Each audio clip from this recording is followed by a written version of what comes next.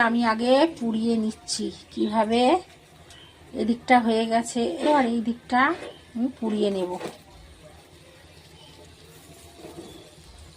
পুড়িয়ে কিভাবে পেঁয়াজটা দিয়ে দিলাম, কাজু দিয়ে আদা রসুনটা দিয়ে, 1 চামচ হলুদ, 1 চামচ লঙ্কা, 1.5 চামচ জিরের গুঁড়ো, হলুদ গুঁড়ো 1.5 চামচ করে কষে এটা ঠান্ডা হলে আলমগজটা দিয়ে দিলাম। ঠান্ডা হয়ে গেছে, আমি মিক্সিতে ঢেলে তেজপাতা, বড় এলাচ, লঙ্কা, শুকনো লঙ্কা তাকে বেটে নিয়েছি সেটা দিয়ে দিলাম। ভালো করে মশলাটা, ভাজা মশলাটাকে কষে নিতে হবে। একটু তেল বেরিয়ে গেলে যে টমেটোগুলো আমি পুড়িয়েছিলাম সেটা দিয়ে দেব।